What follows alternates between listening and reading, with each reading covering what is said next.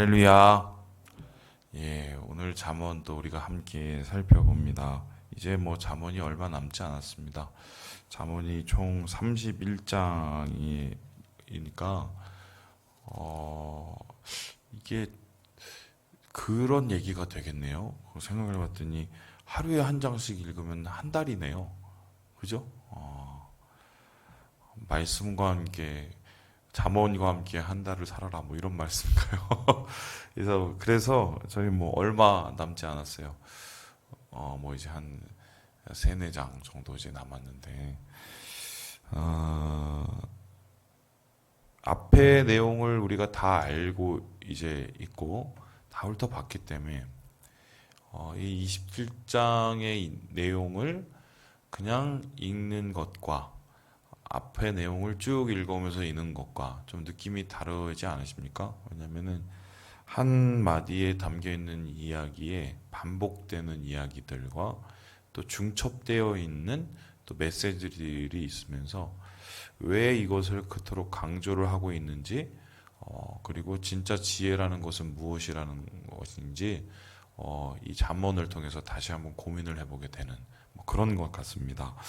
오늘 이야기를 읽어보면 이 구조가 두 절씩 이렇게 묶여서 있어요. 그래서 두 절씩 한 교훈을 전하는, 그래서 쌍으로 이제 읽게 되면은 이 교훈의 의미가 더 명확해지는 뭐 이런 구조인데요. 처음으로 먼저 우리에게 이 잠언 기자가 말하고 있는 것은 무엇이냐? 이 자랑과 칭찬에 대한 이야기입니다. 우리 함께 1절의 말씀을 같이 한번 읽어보도록 하겠습니다. 시작. 너는 내일 일을 자랑하지 말라. 하루 동안에 무슨 일이 일어났는지 내가 알 수 없음이니라.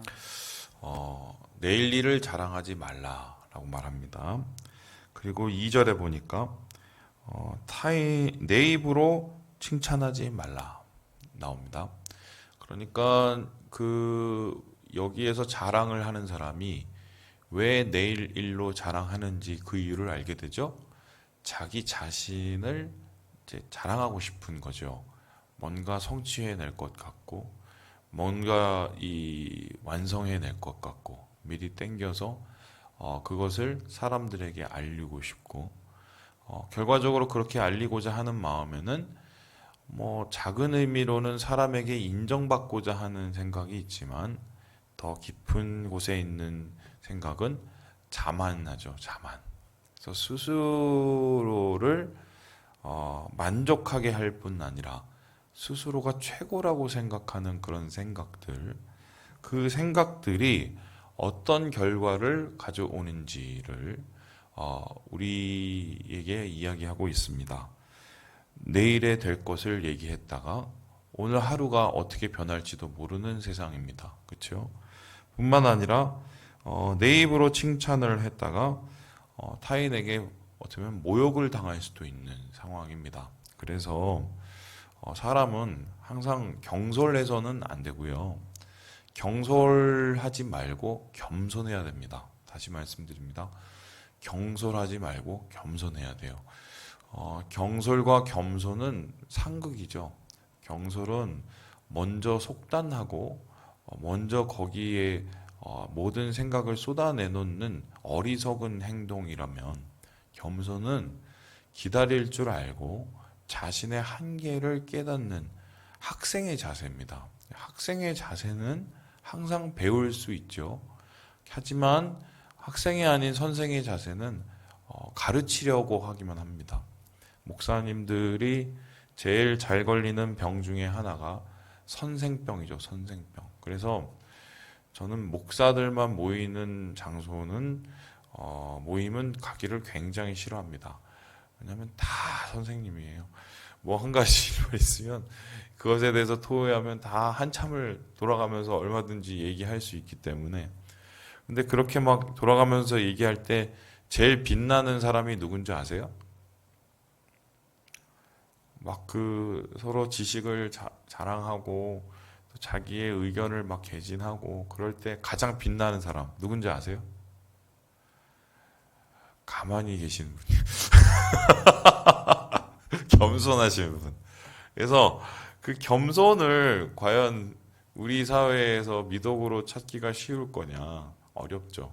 이 사회가 참 이 작은 수레, 빈 수레가 요란한 것을 조장하는 사회가 돼버렸습니다. 그래서 오늘 첫 부분의 이야기를 꼭 우리가 하고 있는데 경솔하지 말고 겸손해라 이야기를 하고 있습니다. 두 번째로 이야기를 하는 부분은요. 예, 이 친구에 대한 이야기를 조금 다루고 있어요.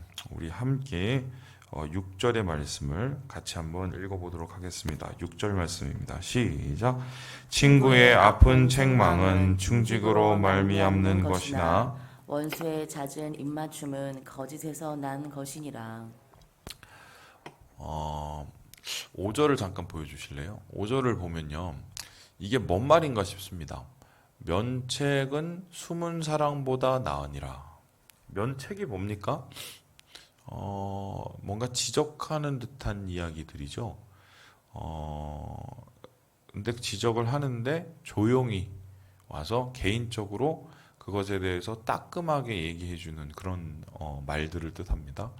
그런데 그런 말들이 오히려 사랑, 이 뒤에서 하는 사랑보다 낫다라고 합니다.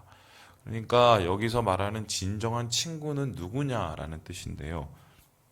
친구라는 것은 가까이 두고 함께하는, 오랫동안 함께하는 사람을 뜻하지 않습니까? 그런데 내 주위에 가까이 있는 사람 중에 친구가 있는지 아니면은 적이 있는지 원수가 있는지 모르죠. 내 상황이 좋고 내 일이 잘 될 때는 다 친구 같습니다. 그런데 친구와 원수의 차이는 언제 일어납니까? 구분이 내가 안 좋을 때 일어나죠. 안 좋을 때 친구가 아닌 사람은 떠나거나 나를 이용하죠. 그리고 심지어는 깔아뭉개기까지 하고. 그러나 친구는 그 옆을 지켜줍니다. 그러니까 친구죠. 그런데 그러한 친구를 우리의 평상생활 동안에 일상생활 동안에 살펴볼 수 있는 구분할 수 있는 법이 한 가지가 있는데 오늘 말씀을 보니까 어떻게 하면 진심 어린 충고를 하는 사람이에요. 제 얘기를 좀 해드리면 사람을 이렇게 이래저래 만나보잖아요. 그리고 이래저래 이렇게 뭐 성도들뿐만 아니라 이런저런 사람들을 많이 얘기를 해보지 않습니까? 제가 솔직히 말씀드려 볼게요. 꼭 필요한 말이에요. 그런데 부담스러운 말이에요. 제가 참 큰 마음을 먹고 부담을 가지고 그 필요한 말들을 그분에게 진심 어리게 합니다. 그 말을 받아들이는 분이 10명 중에 몇 분 같아요? 얼마나 될 것 같아요? 권사님, 박 권사님 얼마나 될 것 같아요? 맞아요. 대부분은요, 다 싫어해요. 심지어 가족도 싫어합니다. 그래서 자꾸 이제 그 관계가 깨지면 안 좋잖아요. 그리고 이제 또 목사한테 상처받았다고 그럴까봐 말을 되게 조심하려고 노력을 하거든요. 근데 어느 순간이 지나면 그런 생각이 딱 드는 겁니다. 관계만 좋아지면 뭐하나, 관계만 원만하면 뭐하나, 이분에게 정말 필요한 것을 주지 못하면. 그래서 정말 큰맘 먹고 그런 얘기들을 가끔씩 꺼낼 때가 있어요. 그때는 욕먹을 각오를 하는 거거든요. 욕먹을 각오를 하면서까지 그렇게 하는 이유가 뭐겠습니까? 그 사람을 아끼기 때문이죠. 그런데 그게 정말 어렵습니다. 그렇게 말 한마디 떼는 게 제가 나이가 점점 이렇게 한 살씩 먹고 관계가 많아지는 상황에서 그런 껄끄러움들을 만들어가는 게 정말 힘들어요. 그러니까 대충 둥글게 둥글게 하려고 자꾸 마음을 먹게 되죠. 그러니까 친구가 중요한 것 같아요. 친구는 그동안의 이 삶 속에서의 관계에서 쌓아놓았던 우정들과 쌓아놓았던 신뢰들이 있기 때문에 그것을 기초로 그 사람에게 좋은 말을 하죠. 심지어 이 친구가 나에 대해서 좀 실망할 수도 있을 거라고 생각을 하면서도 그렇게 말을 건네는 것. 참 좋은 친구죠. 그런데 그 좋은 친구보다 더 좋은 친구가 누군지 압니까? 그런 말을 건넬 때 그 친구의 말을 받아들이는 친구예요. 그게 진짜 좋은 친구죠. 예. 그래서 오늘 이 아픈 책망, 그것과 이 원수의 잦은 입맞춤, 이 둘 중에 사람들은 원수의 잦은 입맞춤을 좋아하거든요. 근데 그럼에도 불구하고 그 사랑을 가지고 충성된 마음으로 그 관계를 통해서 좋은 그 사람에게 영향을 미치는 그런 말들을 건네는 이것이 진정한 우정이 아닐까. 오늘 이 말씀에서 우리에게 그렇게 이야기를 하고 있습니다. 그래서 9절에 보면 이런 얘기가 나옵니다. 기름과 향이 사람의 마음을 즐겁게 하나니 친구의 충성된 권고가 이와 같이 아름다우니라. 기름과 향이라고 했었을 때 이 기름은 뭐 그 당시에 뭐 만능이죠. 뭐 먹어도 되고 발라도 되고 또 뭐 여러 가지 이것저것 향을 사용하기도 하고 향이라는 것은 우리의 몸에 어떻게 보면 유익한 향기를 주는 이런 것 같이 충성된 권고를 잘 받아들이면 그것을 통해서 나를 오히려 성장시키고 아름답게 만드는. 그래서 주변을 잘 살펴보세요. 그런 분이 여러분에게 있는지, 여러분에게 있다면 그 말은 천금과도 같다. 저는 그렇게 얘기하고 싶고요. 그래서 10절을 이렇게 얘기합니다. 우리 같이 한번 읽어보겠습니다. 시작. 내 친구와 내 아비의 친구를 버리지 말며 내 환난 날에 형제의 집에 들어가지 말지어다. 가까운 이웃이 면 형제보다 나으니라. 이거 뼈저리게 느끼신 분 많죠? 그 먼 형제보다 가까운 친구가 훨씬 낫다. 가까운 이웃이 훨씬 낫다. 그래서 그 김영석 교수님이 저번에 제가 한번 말씀드렸죠. 그 100세를 넘게 사시면서 나중에 인생 후반에 진짜 필요한 게 뭐냐고 한 가지를 꼽으라고 얘기했더니 그 김영석 교수님이 그 그냥 지체 없이 대답을 하시던데요. 친구라고. 친구라고.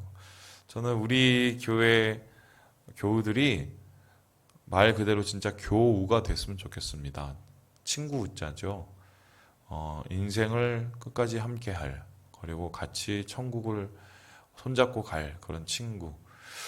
먼 형제보다 더 나은 가까운 이웃 같은 친구.